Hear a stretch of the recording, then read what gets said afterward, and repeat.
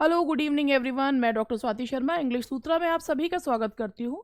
और आज जो मैं आप लोगों के लिए लेकर आई हूँ, ये 67 क्वेश्चंस ग्रामर के लेकर आई हूँ। बिल्कुल वही पैटर्न पे मैंने इसको बनाया है जैसे एलडीसी का पेपर आया था। और उसमें 24 क्वेश्चंस जो हैं वो कॉम्प्रिहेंशन के थे। उसके बाद 31 क्वेश्चंस जो हैं वो लिटरेचर के थे और बाकी के सारे जो है वो ग्रामर के क्वेश्चन थे। तो आप खुद ही लगा सकते हैं कि उसमें 24, 31 और जो कि बाकी के बचे हुए थे वो सारे के सारे जो हैं वो जो हैं क्वेश्चंस जो थे वो थे लिटरेचर के क्वेश्चंस थे।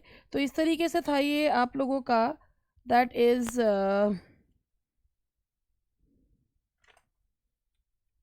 और अब मुझे आज जो करवाना है आप लोगों को वो मैं सारे क्वेश्चंस आज मैंने ग्रामर के जो हैं वो लिए हैं। कल मैं जो लूँगी वो आप लोगों के क्वेश्चंस लूँगी लिटरेचर के, जो मैंने एक लिस्ट बना रखी थी। अब पता नहीं उसमें से उन्होंने क्या लेंगे क्या नहीं लेंगे, लेकिन मैंने जो है उसमें से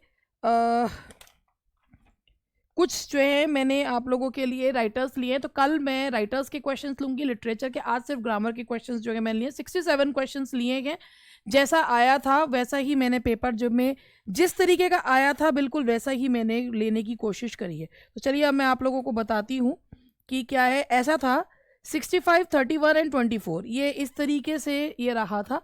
65, 31 एंड 24 का हिसाब था। 65 क्वेश्चंस ग्रामर के, 31 क्वेश्चंस लिटरेचर के एंड 24 क्वेश्चंस जो हैं वो कॉम्प्रिहेंशन पैसेज के। तो चलिए आप स्टार्ट करते हैं।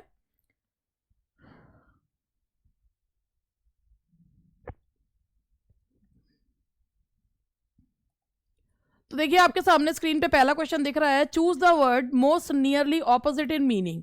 तो पहला है ये एंटोनिम्स सिनोनिम्स, इसी तरीके से बना के चले। मतलब हम लोगों ने किस तरीके से लिया है मैं आपको बता देती हूँ।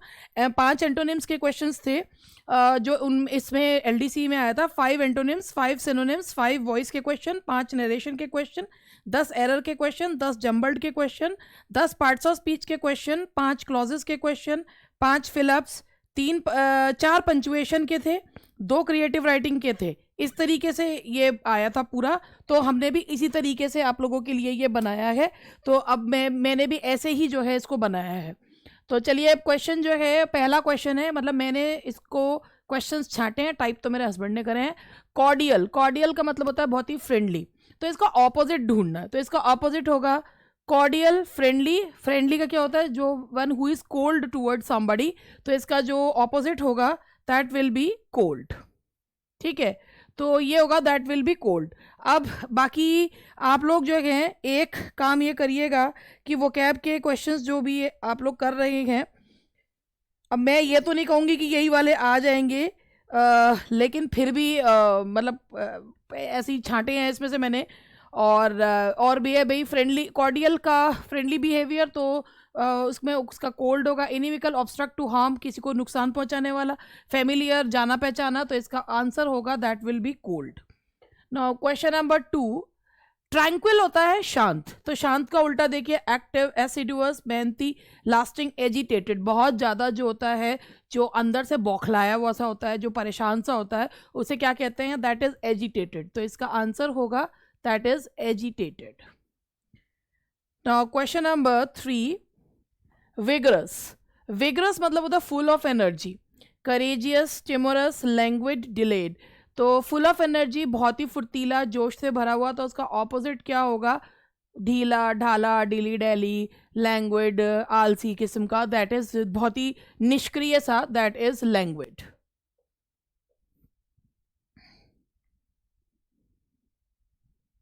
Now question number 4, procrastinate. Procrastinate का मतलब होता है किसी काम को टालना, कल पे टालते जाना, दैट इज प्रोक्रास्टिनेट। तो प्रोड्यूस, लैग, टेरी, हरी। तो इसका ऑपोजिट आपको सामने ही दिख रहा होगा, दैट इज हरी। हरी जो है जल्दी करने को कहा जाता है। Now the next question is indolence. तो इसका आप यहाँ पर ये देखिए, इंडोलेंस मीन्स होता है बहुत ही जो है आलसी। और उसमें अब rashness, diligence, activeness, dullness. Dullness तो सिनोनिम हो गया इसका, दैट इज एक्टिवनेस। तो दैट इज एक्टिवनेस। अब वन मोर थिंग, हम लोगों ने टेलीग्राम पे मेरे क्वेश्चंस जो हैं जो एनसीईआरटी की बुक के थे 12th के, आई थिंक 11th के भी डाले गए हैं, मेरे सामने ही इन्होंने डाले थे, 11th क्लास के और 12th क्लास के डाल दिए हैं, आप खोल के देख लीजिएगा, उसमें क्वेश्चंस हैं और उनके आंसर्स हैं। एक और चीज़, आपको कोई भी चीज़ जो एनसीईआरटी के हमने क्वेश्चंस डाले हैं वो आपको हमारे ऐप पर नहीं मिलेंगे। हमारे ऐप पर ये चीज़ नहीं पड़ी हुई है, वो टेलीग्राम पे ही डला हुआ है, ना वो ऐप पर मिलेगा, ना ही वो अगर आप सर को व्हाट्सएप करते हैं तो उस पर मिलेगा। काफ़ी बड़ी फाइल्स हैं तो उनको जो है वो टेलीग्राम पर डाला गया है। और अगर आपको टेलीग्राम का लिंक आज तक भी नहीं मिला तो मैं क्या करूं, मैं कुछ नहीं कर सकती। नहीं मिला लिंक तो कोई बात नहीं है, तो आप लोग सर्च करिए, क्योंकि जो है इसको कैसे सर्च करते हैं, क्या करते हैं, दैट आई डोंट नो। तो टेलीग्राम का जो लिंक है वो उस पर मतलब कहीं जो है वो डिस्क्रिप्शन में भी दिया हुआ है, और उस पर जो एनसीईआरटी के क्वेश्चंस की सीरीज़ थी, जो प्रोज की, पोइट्री की, और सब जो है वो डाल दिया गया है। तो बस इतना ही कहना था, अभी आगे बढ़ते हैं। और वन मोर थिंग, एक और चीज़ मैं आप लोगों से कहना चाहूँगी कि मैं आप लोग को खुद को भी पता होगा, those who have been watching me for a long time, और ये केवीएस की सीरीज चलाते हुए आपको खुद को भी पता होगा कि मैंने क्लॉजेस कितनी बार पढ़ाए हैं, मैंने parts of speech clauses and all that कितनी बार जो है ये चीज़ें लिए हैं। उसके बावजूद भी अगर कुछ लोग ये कमेंट करते हैं कि क्लॉजेस का टॉपिक पढ़ा दीजिए या ये पढ़ा दीजिए, तो धन्य हैं आप प्रभु, धन्य आपके चरण कहाँ हैं, जहाँ भी हैं आप अपने चरण खुद ही छू लीजिए, क्योंकि मैंने तो ये टॉपिक कई बार पढ़ा दिया। इसका मतलब आप सिर्फ इस चैनल पर कमेंट करने के लिए आए हैं, आपने कोई वीडियो नहीं देखा, कुछ नहीं। अरे भैया खुद भी कुछ काम कर लो, ऐसे थोड़ी ना होता है। मुझे ले चलना एग्जाम में, ठीक है, और जो है वहाँ पर जो है बेटा भाई जो है उस पर मुझसे ही पूछ लेना। ऐसा हो सकता होता तो बात ही बढ़िया बात होती कि और क्लॉजेस, भाई सारी चीज़ सब कुछ आपको तैयार करके दिया हुआ है, अगर आप उसे देख भी नहीं सकते तो मैं क्या कहूँ बताओ। अब आप में से बहुत सारे लोग हैं जो इतनी सी चीज़ मिलती है उसमें जो है इतने खुश हो जाते हैं और उसको इलेबरेट कर लेते हैं, और दैट्स ऑल, बहुत कुछ है। लेकिन कुछ लोग ऐसे भी होते हैं, सारी चीज़ करा दी उसके बावजूद भी ये वाली बात करते हैं। तो भाई ऐसे मत करिए। आपको मैंने बिल्कुल जो है ना एक स्पून फीडिंग वाला काम भी करके दिया है, लेकिन अगर आप लोग उसको, जो लोग भाई जिन ये उनके लिए नहीं है ये चीज़ें कि जो ऑलरेडी बहुत अच्छे से पढ़ाई कर रहे हैं, ये उनके लिए है कि जो लोग पूरा देखते भी नहीं हैं तो स्किप कर करके देखते हैं, या मुझे लगता है वो वीडियो देखते ही नहीं है, सिर्फ टेलीग्राम पर ही सब ढूंढते रहते हैं। तो प्लीज़, नोट्स भी तब कारगर होते हैं जब उसे पढ़ाने वाला टीचर होता है, ठीक है।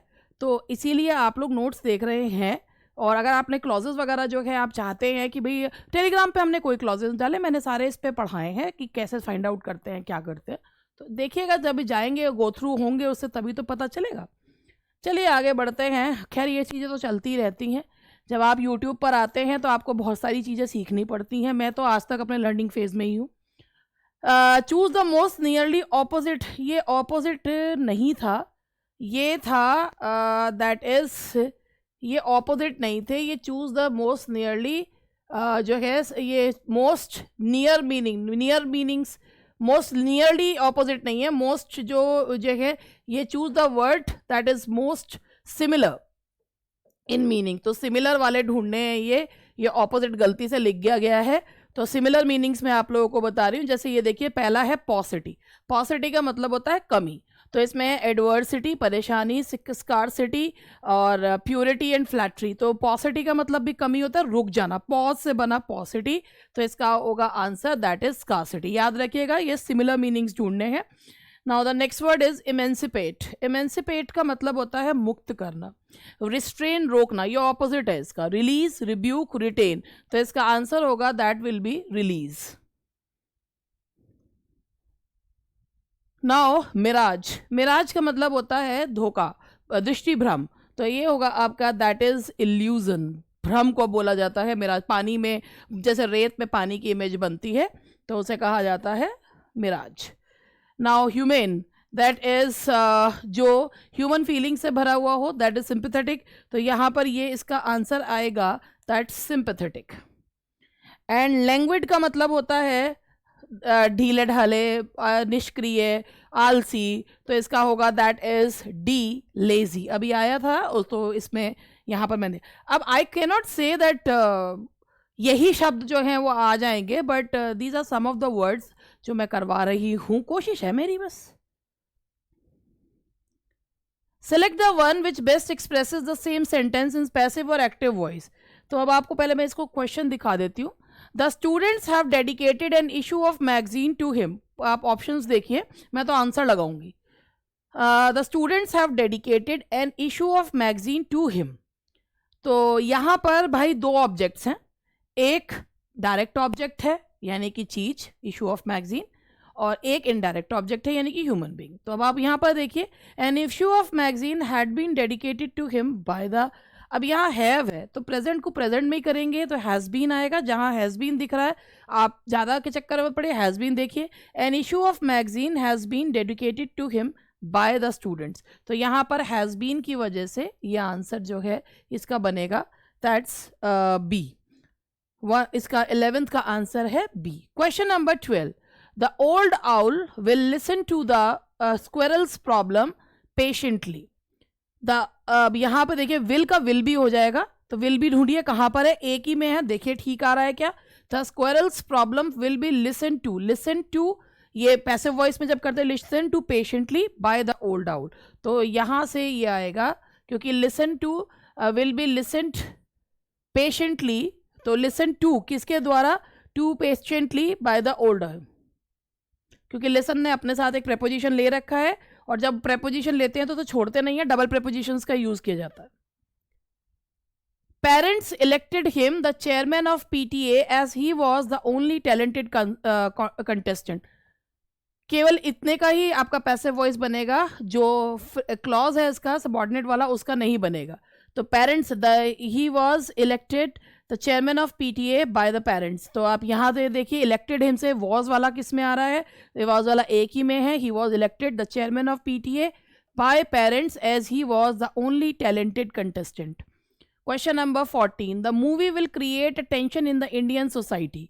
तो अब आप यहाँ देखिए विल का विल भी हो जाएगा, तो विल भी वाला ढूंढ लीजिए कौन सा है, और वो ही है, मैं तो कह रही हूँ बहुत सिंपल सा वो है कि the tension will be created in the Indian society by the movie. तो विल बी वाले से ये हो जाएगा that C.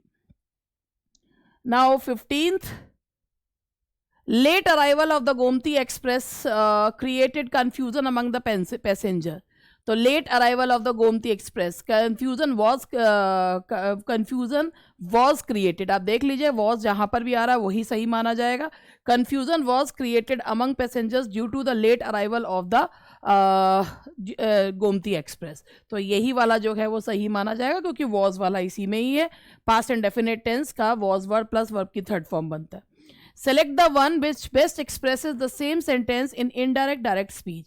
The accused said to the magistrate, pardon me this time sir. Sir वगैरह जो होते हैं, सर मैडम, इनको हम लोग जो इनडायरेक्ट नरेशन होता है उसमें हटा देते हैं, रिस्पेक्टफुली उसकी जगह यूज करते हैं। द अक्यूज एडवाइस नहीं हो सकता, टोल्ड, ऑर्डर्ड। भाई जब पार्डन है, सर कह के आया तो क्या कर रहा है, माफ़ी की मांगी जा रही है, बेग करा जा रहा है, तो क्या आएगा, the accused beg the magistrate. तो उसके बाद ये जो है आपका इम्पेरेटिव सेंटेंस है, तो उसमें इन्वर्टेड कॉमास हटाकर टू से जोड़ा जाता है। The accused beg the magistrate to pardon him that time, तो that is D. Question number 17, he said to him I assure you I am not at fault। he said to him I assured आ रहा है, तो assure को इसमें हम इसका जो verb है वो बना देंगे, said to की जगह हम assured कर देंगे, यानी कि जो इसका जो वर्ब है इसका भाई जो इनडायरेक्ट डायरेक्ट नरेशन का जो वर्ब है उसको हम assured में बदल देंगे। तो देखिए यहाँ पर he assured him that he was not at fault, that I जो है वो ही में चेंज हो जाएगा, तो यहाँ होगा ही assured him that he was not at fault। तो रिपोर्टिंग स्पीच का जो वर्ब है वो assured में चेंज होगा, आई जो है वो ही के हिसाब से चेंज होगा, तो he was not at fault। I assure you, तो assure से he assured him that he was not at fault, तो ए बनेगा। Now question number 18. She said that she really like that furniture. She said that she really, अब इसको हमें indirect narration में बदलना है. I really like this furniture comma she said. अगर हम इससे बदलेंगे she said that she really like this furniture, तो इसका आंसर होगा C. Now that the question is C. And now the next question is, I said to him, when did your school close? I asked him when, अब इसमें यहाँ से देखिए, I asked him when his school closed. Past indefinite को किस में change करते हैं आप, इसमें यहाँ से देखिए, इसमें I said to him when did your, अब अगर प्रेजेंट इंडेफिनेट होता तो डूडस को चेंज ना करके, डूडस को डिड में चेंज नहीं करते, वो वर्ब की सेकंड फॉर्म में चेंज हो जाता. पास्ट इंडेफिनेट पास्ट परफेक्ट में चेंज होता. जो पास्ट परफेक्ट वाला आपको दिखे इसमें, वो पास्ट परफेक्ट वाला आप जो है इसमें ले लीजिए. तो यहाँ पर है I asked him when his school, हाँ जी, इसमें और इसमें दोनों में एक गलती ये है कि इसमें इफ़ भी लगा रखा है. I asked him when his school had close, ये इफ़ ना दे रखा होता तो ये बिल्कुल ठीक था. I asked him when his school had closed. The teacher said what is the matter. Teacher asked what the matter was. तो जरा देखिए, the teacher asked what the matter was. The teacher what was the matter. The teacher asked what the matter had been. What is को was में होगा और subject पहले आता है, verb बाद में होता है, तो इसीलिए इसका आंसर होगा A. तो ये हुए हमारे 20 questions. चलिए 20 के बाद अब आगे बढ़ते हैं एरर्स फाइंड आउट करने. अब एरर फाइंड आउट करने में मैं आप लोगों को पहले आपको टाइम दे रही हूँ कि आप लोग देखें. आज एक्चुअली क्या है कि मेरे सामने की स्क्रीन नहीं चल रही है, तो मुझे सिस्टम पे देखना पड़ रहा है स्क्रीन ना चलने की वजह से. और कल मैं आप लोगों के सामने, कल मैं सेशन कर भी नहीं पाई क्योंकि कुछ टेक्निकल इश्यूज़ की वजह से, और आज स्क्रीन नहीं चल रही है, कुछ ना कुछ होता ही रहता है. तो अब आप लोग ज़रा पहला क्वेश्चन देखिए. 2 hours have pass since he had fallen asleep. ये क्वेश्चन मैंने कई बार बताया कि अगर सिंस आता है तो present perfect and past indefinite लगता है. तो यहाँ पर इसमें जो गलती है वो इस वाले पार्ट में है, सिंस ही फेल अस्लीप. तो इसमें जो है ये सी पार्ट में एरर मानी जाएगी, since he fail asleep. Question number 2, ये जो क्वेश्चन है इसको अलग अलग जगह अलग अलग तरीके से सॉल्व करा गया, मगर मैं आपको इसका बिल्कुल सही तरीका बताती हूँ. कई जगह पे आप लोग क्वेश्चन पढ़िए, having broken down the driver send the car to the garage. तो इसमें जो ये पार्टिसिपल है, हर पार्टिसिपल का एक सब्जेक्ट होता है.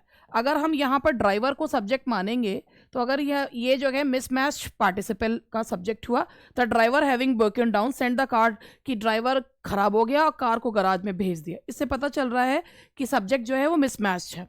तो क्या करें कि कार लगा दें, the car having broken down the driver send the car to the garage. अब ये रिपीटिशन हो रहा है तो इससे भी नहीं करेंगे. तो इसका एक बहुत सिंपल तरीका होता है कि हमें क्या करना है कि हमें यहाँ पे इसको पैसिव वॉइस में चेंज कर देना. The car was sent by the driver to the garage, by the driver. तो इसको हम पैसिव वॉइस में चेंज कर देंगे तो ये सेंटेंस का जो सब्जेक्ट है वो ठीक बन जाएगा. तो ये आ जाएगा the car having broken down, the car having broken down और was sent by the driver to the garage. तो इसीलिए मैंने इसमें जो पार्ट माना है वो बी माना है. और कई जगह पे आपको ए भी मिलेगा क्योंकि उस पर कह देंगे कि कार लगा दो तो वो ठीक हो जाएगा. मगर फिर वही वाली चीज़ है कि अगर जो सब्जेक्ट हमने आगे लगाया उसका रिपीटिशन नहीं होता है, दैट्स वाई इसमें जो है इसको पैसिव वॉइस में चेंज करके ही ठीक करते हैं. He is one of those writers who has one acclaim the world over. आप लोगों को पता होगा कि वन ऑफ के बाद नाउन प्लूरल मगर वर्ब सिंगुलर लगता है. लेकिन अगर मान लीजिए बीच में कोई रिलेटिव प्रोनाउन आ रहा हो तो रिलेटिव प्रोनाउन के ठीक बाद जो वर्ब आता है वो अपने से पहले आने वाले एंटीसीडेंट के हिसाब से लगता है. तो अगर एंटीसीडेंट यहाँ पर ये प्लूरल है तो यहाँ आने वाला वर्ब भी प्लूरल हो जाएगा, इसीलिए यहाँ क्या लगेगा, हैव. ठीक है जी. अगर ये याद रखिएगा कि अगर सेंटेंस में रिलेटिव प्रोनाउन आए तो उसके ठीक बाद वाला वर्ब जो होता है वो अपने से उसके पहले आने वाले एंटीसीडेंट के हिसाब से लगता है. Now the question is the mason will not do the work except give the orders. Except के बाद जो है वो हम बेयर इन्फिनेटिव लगाते हैं. The mason will not do the work except give the order. Give the order नहीं आएगा, यहाँ आएगा ऑर्डर्स. जब कभी निर्देश दिए जाते हैं तो उसके लिए ऑर्डर्स वर्ड का यूज़ किया जाता है. Now question number 25. When students are ill, they find that they have a lot of work to catch up when they return. एक idiom था, ये आया भी था, TGT में आया था, LDC के KVS के, catch up with. उसका मतलब होता है जो छूट गया हो उसको उसके पास पहुंचने की कोशिश करना. तो यहाँ पर ये देखिए, when students are ill, they find that they have a lot of work to catch up with when they return. Catch up with when they, तो इसका आंसर है C. Question number 26. The power to distinguish between differences is the basis of science and art. The power to distinguish between differences is the basis of science and art. तो इसमें कोई भी गलती नहीं है, ये सेंटेंस बिल्कुल ठीक है. No error. Now question number 27. He ate nothing since yesterday. अगर किसी में भी since for आ रहा है तो आपको उसमें perfect या perfect continuous लगाना है. आप यहाँ पे लगा सकते हैं he has eaten nothing और he has been eating nothing.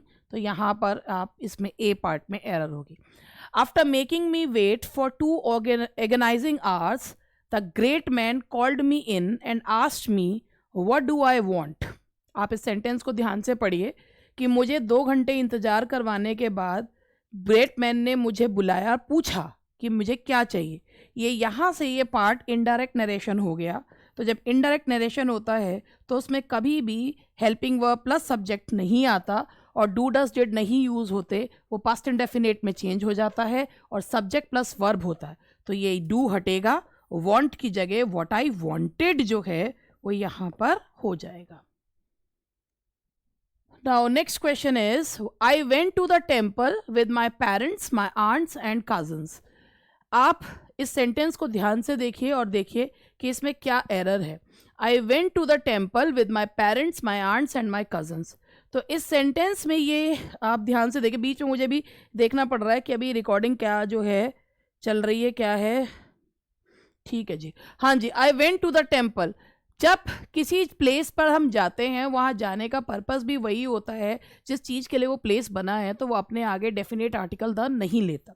लेकिन अगर टेम्पल जो है if had it been use for some other purpose तो we would have use the before it. जैसे I went to the temple to meet my friend, तो temple का purpose meeting नहीं होता है, तो आप वहाँ पर, लेकिन टेम्पल को आपने एक प्लेस बना लिया मीटिंग पॉइंट, तो आप टेम्पल के आगे द लगाइए. But if you are going to temple to offer worship, to offer prayer, तो आपको वहाँ आर्टिकल लगाने की ज़रूरत नहीं है. तो यहाँ टेम्पल के पहले द नहीं आएगा. Now the next question is, one of my desires are to become a doctor. One of जब आता है नाउन प्लूरल मगर वर्ब सिंगुलर लगता है. जो इसका एक्सेप्शन था वो मैंने आपको बताया कि जहाँ पर रिलेटिव प्रोनाउन लगे तो उसकी बात अलग है. यहाँ आर की जगह आ जाएगा इज. आई होप कि यहाँ तक आपको ये सारे क्वेश्चंस जो हैं समझ में भी आ रहे हैं. अब हमारे identify the parts of speech के क्वेश्चंस हैं, अब वो करवाऊंगी आप लोगों को. ये बहुत आज क्वेश्चंस इजी से ही है. Do you want to play in the playground? Here playground is.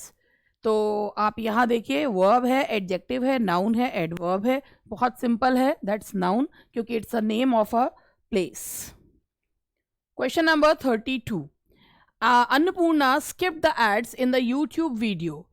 Here skipped is dash parts of speech. skip का मतलब एक्शन हुआ, skip किया यानी कि किसी चीज़ को छोड़ दिया, तो छोड़ना इट्स एन एक्शन, और एक्शन के लिए जो वर्ड यूज होता है that's verb. Now question number 33. He saw shiny decorations on the wall. Here shiny is. He saw shiny decorations on the wall. Decorations is a noun. Noun के just पहले आता है adjective. Adjective अगर हो, उसको कोई मॉडिफाई कर रहा हो तो वो होता है एडवर्ब. तो यहाँ पर डेकोरेशंस इज अ नाउन, तो नाउन के जस्ट पहले जो आता है दैट इज एन एडजेक्टिव, तो यहाँ आएगा that's an adjective. Now the next question is, Praneeta can run faster than anyone. Here faster is dash. ध्यान से देख के करिएगा.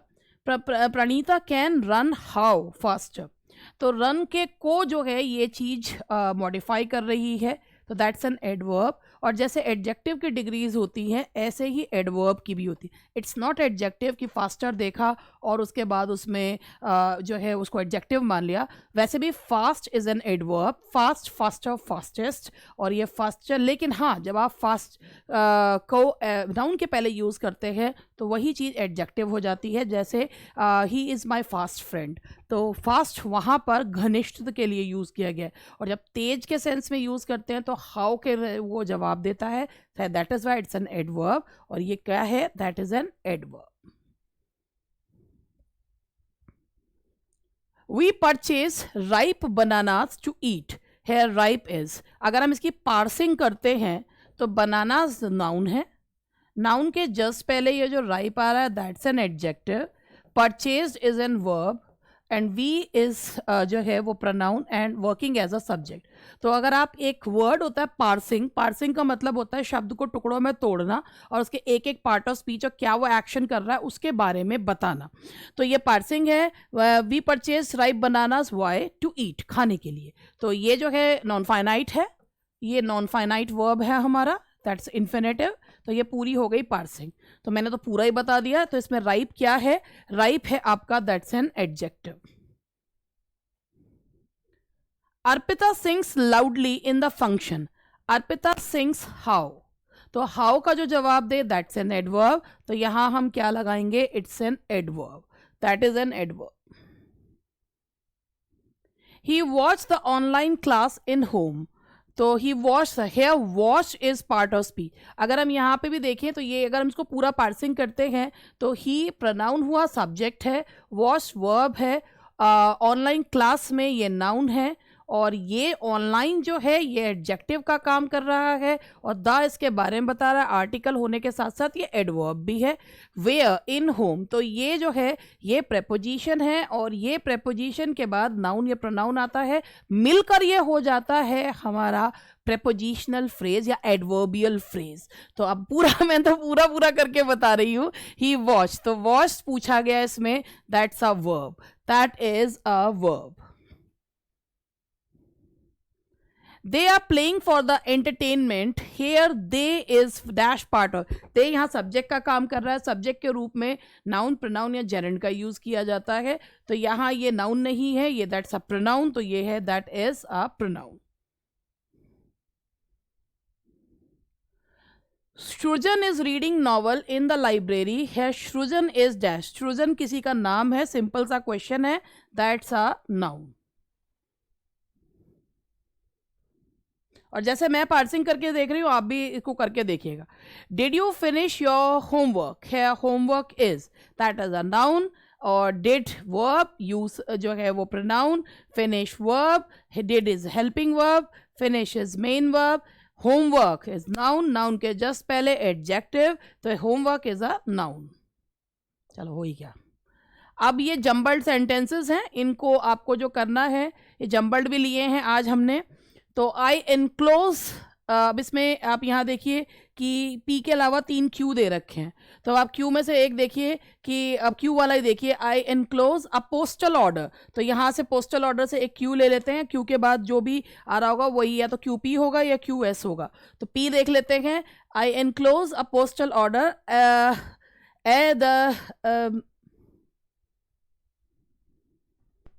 I enclosed a postal order. हाँ QS है, which will cover, postal order which will cover, QS आ रहा है. तो क्यू के 3 है ना एक्चुअली, P है, R है, S है. मैंने S देख लिया, सारे देखने पड़ रहे हैं वैसे. आई एनक्लोज अ पोस्टल ऑर्डर, उसके बाद हमारा रिलेटिव जो है क्लॉज आ गया, विच विल कवर. तो QS वाला हो गया, दैट्स QSRP. तो ये आप ध्यान से पढ़ के करना पड़ता है. तो मैंने भी जो है ध्यान से पढ़ के करे थे, वैसे सॉल्व कर रखे हैं मैंने. तो though the government claims it has failed to arrest the rate of inflation is down or the decrease the rise in the per capita income. अब इसमें भी देखिए QQRP. तो अगर हम यहाँ पे देखिए पहले Q से ही ले लेते हैं. though the government claims the rate of inflation is down, तो ये Q से बन रहा है. अब नीचे के छोड़ दीजिए और इससे देखिए QR या QP से देखिए. तो QR अगर हम लेते हैं, though the government claims the rate of inflation is down और द डिक्रीज, तो ये से नहीं बैठ रहा. QP, it has failed to arrest इसके बाद आप देख लीजिए कि यहाँ पर it has failed to arrest, तो QP वाला बैठेगा यहाँ पर, दैट इज 42 का आंसर होगा बी। तो आप पूरा भी लगा के करिए तो देखिएगा, दो the government claims the rate of inflation is down, it has failed to arrest, the rise in price are कम गया, और the decrease in the per capita income, तो इससे बन गया। तो आप लोग अगर दो दो आ रहे हैं तो उनमें करके देखिए, बन जाता है तो ठीक है, ना तो और कोई तो है ही। If all the nations work together, तो if all the nations for the common good, for से नहीं होगा, इफ ऑल द नेशंस के बाद वर्ब आना चाहिए। तो अब आप देखिए वर्ब जो है वो आर से बन रहा है, अब आर भी दो हैं, वर्क टुगेदर, अब आर क्यू या आर पी, तो आर क्यू है तो आर क्यू वाला देख लेते हैं, R work together, then they will never fight with each other, और आर पी अगर देखते हैं तो work together for the common good of mankind, तो भाई वर्क टुगेदर फॉर वॉट का जवाब दे रहा है, तो आरपी हो गया, तो दैट्स डी जो है हम इसमें लगाएंगे। अब बाकी मैं आपको भी समय दे रही हूँ कि आप लोग भी कर लें, और मैं तो जो है जो मेरे को पहले से सॉल्व करे हुए हैं उनमें से करवा के बता दूंगी आप लोगों को। क्वेश्चन नंबर 44, डीज रिटायरमेंट PQRS, और नीचे भी देख लेते हैं ABCD में जो है, तो ये है आपका इसमें तो सारे अलग अलग दे रखे, एक ही ढूंढना उससे हमारा हो जाएगा। डीज रिटायरमेंट हैज नॉट डिमिनिश्ड, तो यहां हम अगर वर्ब से ढूंढते हैं तो ये वर्ब हो गया these retirement has not diminished, तो ये हमारा आर से बन गया RQPS, these retirement has not diminished his concern for the game as is obvious when he takes of the Cricket Association of India. Question number 45, I had started the book thinking dash PPQQ, अब PPQQ है उन्हीं से देख लेते हैं। तो I had started the book thinking, I had decided to, और Q से भी देख लेते हैं that it would be an interesting, Q से बन रहा है तो P वाले छोड़ दीजिए, Q वाला देखिए। I had started the book thinking that it would be an interesting work, but by the time I reached the middle, I had decided to throw it into the bin, तो ये बिल्कुल इससे सही बन जाता है। I had started the book thinking, तो Q से बन रहा है that it would be an interesting work, और उसके बाद but by the time, तो ये हो गया C। तो जब इस तरीके के डबल डबल दे रखे होते तो ये भी आसानी होते हैं करने, ऐसे कोई मुश्किल नहीं है। उसके बाद क्वेश्चन नंबर 46 देखिए, आप देखिए, आप ध्यान से पढ़िएगा, और द मेन पर्पज आर 3 बार आर है तो आर से ही देखते हैं। The main purpose of this test, इससे बैठ रहा है कि ऑफ दिस टेस्ट, अब इसमें एक जगह दो जगह क्यू है, एक जगह एस है, पहले एस देख लेते हैं। The main purpose of this test नहीं बैठ रहा है एस से तो छोड़ दीजिए। अब देखिए क्यू से is to find out, Q वाले से बैठ रहा है, तो the main purpose of this test is to find out क्या how much of English they know, तो ये होगा that is A।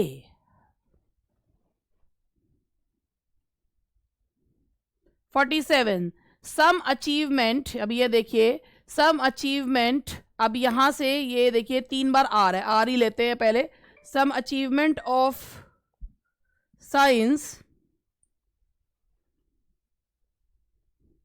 some achievement of science have made happier and more comfortable human life, तो आप देखिए some achievement of science, तो यहाँ देखिए आर have made, क्योंकि वर्ब आ जाएगा तो RP वाला जो बैठ रहा है वही ठीक होगा, ज़्यादा से ज़्यादा जरूरत करिए करने की, तो ये होगा that C, have made।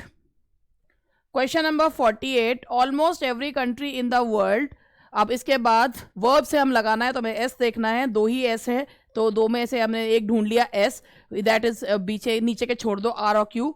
Almost every country, क्योंकि इसके बाद वर्ब आना चाहिए, बिलीव्स दैट, उसके बाद एसपी या एसआर देखते हैं। बिलीव्स दैट, क्या बिलीव करती है, believes that R that it is of the chosen, that believes that it is of the chosen people, तो 48 का आंसर आएगा आपका नहीं, almost every country in the world है, others are somewhat, are,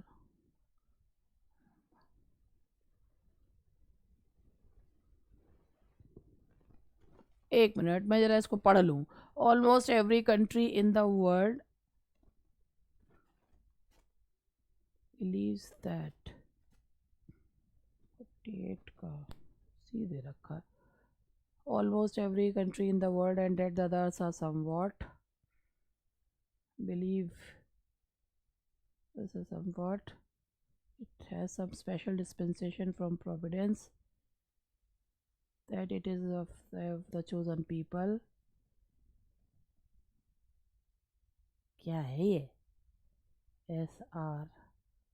SR 48 का C, RQ, almost every country in the world and that others in the are somewhat, it has some special dispensation from providence, that it is of the chosen people.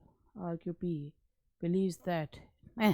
ये थोड़ा सा उटपटांग सा हो रहा है, मुझे इसमें देखना पड़ेगा. Almost every country in the world believes that it is of the chosen people and that others are somewhat, it has some special dispensation, others are somewhat inferior. R जो है वो लास्ट में आना चाहिए, जिसमें R लास्ट में आ रहा है वो उससे बनना चाहिए इसे. तो R देखते हैं दो में है, QPSR से देखते हैं कि इससे बन नहीं रहा है. Almost every country in the world, it has some special, नहीं ये एक्चुअली इसका सी आंसर दिया हुआ है मगर इससे बैठ नहीं रहा है क्योंकि इसमें लास्ट में आर आना चाहिए. आर आएगा तो वो नीचे वाले से मिल जाएगा. And that others are somewhat inferior creature. तो ये बिलीव दैट ये आर पे ख़त्म होना चाहिए. तो आर पे जो ख़त्म हो रहा है, एक तो बी वाला है, बी वाले से भी मैं मिला के देख लेती हूँ. Almost every country in the world believe that it is of the chosen people and it has some special dispensation from providence and that others are somewhat. तो मैं इसमें बी लगाऊंगी, मैं इसमें सी बिल्कुल नहीं लगाऊंगी. थोड़ा सा उटपटांग सा है मगर मैं इसमें बी ही लगाऊंगी जो कुछ भी दे रखा हो, क्योंकि आर से ही सही जो है वो बैठ रहा है. एंड 49 लेते हैं. 49, we would gather information and then report the findings of the lands through which we traveled about the wealth and military strength. We would gather information to the king. We would through of the lands. अब यहाँ पे SSPR है तो पहले S ही ले लेते हैं. We would gather information, बिल्कुल सही बैठ रहा है. About the wealth and military strength. S के बाद हम लोग लेते हैं Q वाला, of the lands. उसके बाद लेते हैं R, through which we travelled and then report the findings. Last में पी आना चाहिए. तो यस, ये ए वाला बनेगा इसका. 49 का बैठेगा ए. कई बार हमें अगर ऊपर वाले समझ में नहीं आता तो हम लास्ट की लाइन से लगा लेते हैं कि जैसे रिपोर्ट द फाइंडिंग्स किसको करेंगे, किंग को. टू द किंग लास्ट आ रहा है, फाइंडिंग्स किंग को होंगी तो लास्ट में पी आना चाहिए. तो जिसमें लास्ट में पी आ रहा है वही वाले भी देख लेते हैं. तो उसके बाद हमारा लास्ट क्वेश्चन है इसका. The person whom I hit on the head says that when he meets me on my way back from home, school off, on the road, he will beat me. So the person whom I hit on the अब इसका होगा that whom I hit on the head on my way back home from school off. तो अब आप यहाँ पर लगाइए the person whom I hit on the head. यहाँ होगा RSRQ. तो पहले RR से ही देख लेते हैं कि the person whom I hit on the head on the road, और the person whom I hit on the head on the road says RP that when he meets me S he will beat me on my way back home from school off. तो ये तो इससे भी बैठ रहा है 50 का कि इसमें QPRS क्यों लगा है. ये भी ऐसे भी बैठ सकता है कि the person whom I hit on the head on the road, R से बनाते हैं, P लेते हैं, says that when he meets me, P, और S नहीं RP 50 का the person whom I hit on the head on my way back home from school off says that when he meets me on the road he will beat me. इसमें इन्होंने जो दे रखा है वो D दे रखा है। अगर हम इसमें बनाए the person whom I hit on the head on the road, on the road से आर वाला लेते हैं, on the road, on my way back home from school of, on my R Q, on my way back home from school of R Q, और R Q नहीं बन रहा, are Q से बन नहीं रहा है, ये क्यू पी आर एस से ही बनाते हैं इसको, तो इसमें इन्होंने क्यू पी आर एस दे रखा है तो हम भी उसे ही मान लेते हैं, नहीं तो टाइम बहुत ज़्यादा जा रहा है। तो चलिए अब उसके बाद अब आगे बढ़ते हैं। ये है हमारे कुछ फिलअप्स हैं, इनके फिलअप्स जो हैं ये आप लोग के प्रेपोजिशन के क्वेश्चंस मैंने इसमें लिए हैं, तो मैं अब आपको इसके बारे में बता देती हूँ। तो पहला क्वेश्चन है इसमें आपका क्वेश्चन नंबर 51 है। ये फिलअप्स मैंने सारे प्रेपोजिशंस के लिए हैं। Though he was charged dash arson and theft, it was a politically motivated charge. Though he was charged with, charged with मतलब था किसी के ऊपर कोई आरोप लगाना। He was charged with arson and theft, and it was a politically motivated charge. These small organisms adopted themselves dash their environment and thrived. तो इसमें आप यहाँ देखिए adapted them, adapt के साथ जो preposition लगता है वो लगता है to, तो यहाँ आएगा to. My father will be coming home dash Christmas. तो क्वेश्चन नंबर 53 का देखिए, होम, अब जब हम कभी कोई फेस्टिवल्स का नाम वगैरह बताते हैं, वीकेंड्स वगैरह बोलते हैं, तो उनके साथ प्रेपोजिशन लगाते हैं eight. When fate smiles dash those who work sincerely, they soon rise in life. एक चीज़ ये याद रखिएगा कि जब किसी को देखकर मुस्कुराते हैं तो एट लगाते हैं, मगर जब फेट की बात करते हैं तो ऑन या अपॉन का प्रयोग करा जाता है, इसलिए यहाँ आएगा upon. Since she did not heed my warnings, I decided to dispense dash her services. Dispense with her services, तो यहाँ आएगा dispense with her services। अब उसके बाद हमारे ये क्लॉज के, ये डिस्पेंस के साथ विद है, डिस्पेंस विद। अब आगे बढ़ते हैं, आइडेंटिफाई द क्लॉजेस के question. It is true that she is the tallest girl in the class. It is true, अब क्लॉज ढूंढना है। इट इज ट्रू वॉट, तो ये जो है ये वॉट का जवाब। अरे भैया बहनों फिर से आ गए क्लॉज के क्वेश्चन। इट इज ट्रू क्या, that she is the tallest girl in the class, तो ये हो गया वॉट का जवाब दे रहा है, that's why it's a noun clause. My friend's dog, which is a Labrador, is barking. ये पूरा यहां से लेकर यहां तक प्रिंसिपल है और ये सबॉर्डिनेट क्लॉज है। बता किसके बारे में रहा है, डॉग के, तो ये कौन सा क्लॉज हो गया, दैट्स एडजेक्टिव क्लॉज।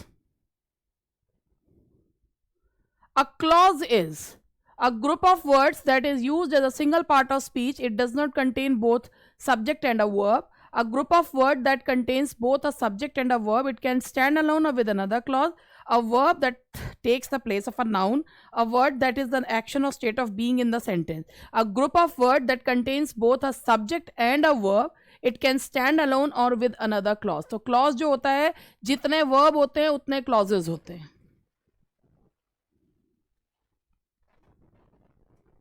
फ्रेज में वर्ब नहीं होते हैं, फाइनाइट क्लॉजेस में होते हैं। When the day ends, we all can go home and make cookies. We can all go home and make cookies कब, when the day ends। तो ये ऐसी है, ये प्रिंसिपल क्लॉज है, तो दैट्स एन इंडिपेंडेंट क्लॉज। आई पूछा क्या है, मैं जवाब किसका दे रही हूँ, ये पूछा है एक्चुअली, ये वाला पूछा है, मैं उसका जवाब दे रही हूँ। ये सबऑर्डिनेट क्लॉज है, ये प्रिंसिपल क्लॉज है, तो दैट इज व्हेन द, ये एडवर्ब क्लॉज है, दैट्स एडवर्ब एंड सबऑर्डिनेट। क्यों, we can go all go home and make cookies, कब, ये एडवर्ब क्लॉज ऑफ टाइम है। और एक चीज ये देखिएगा कि जब एडवर्ब क्लॉज सेंटेंस के शुरू में आता है तो कॉमा से उसको सेग्रीगेट करते हैं।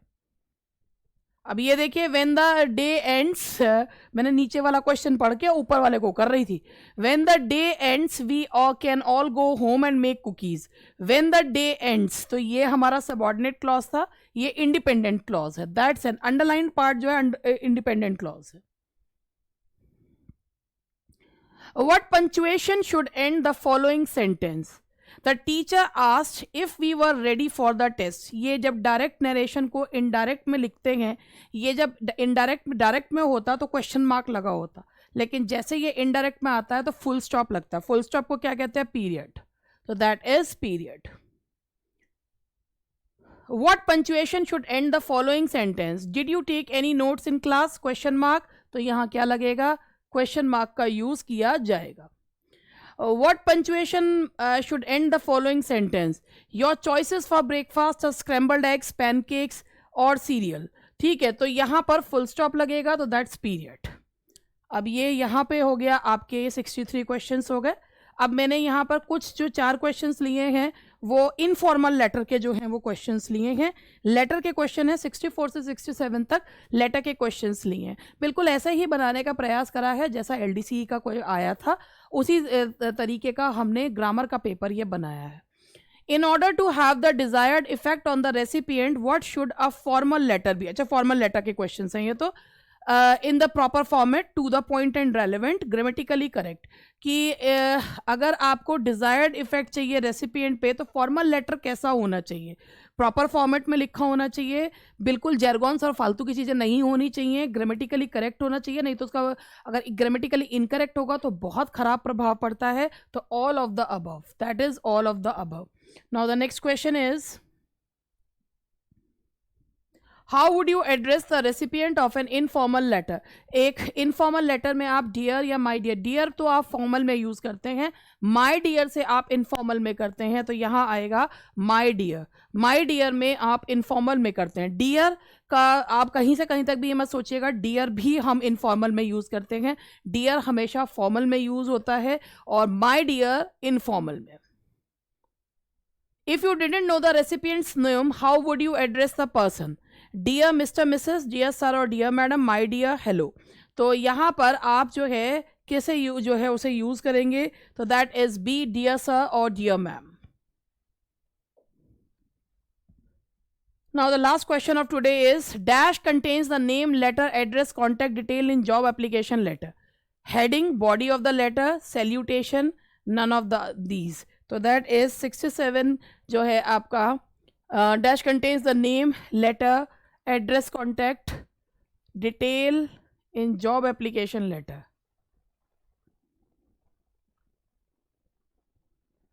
नेम, लेटर, एड्रेस, सैल्यूटेशन में तो नहीं आता, हेडिंग में आना चाहिए. नेम आएगा, लेटर, एड्रेस, कॉन्टैक्ट डिटेल.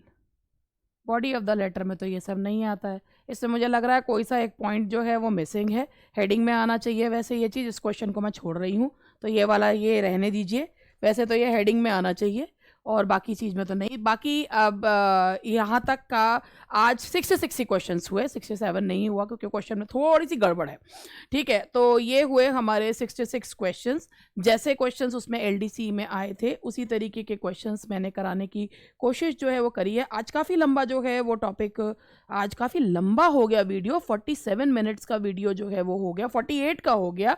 तो पेशेंटली देखिएगा क्योंकि 66 क्वेश्चंस करवाए हैं. बीच में 1-2 क्वेश्चन पे थोड़ा मुझे कन्फ्यूज़न भी हो गया था क्योंकि उनमें आंसर कुछ और दे रखा था और इसमें मैंने अपने हिसाब से कुछ और आंसर जो है उसमें जो जम्बल्ड वाले थे.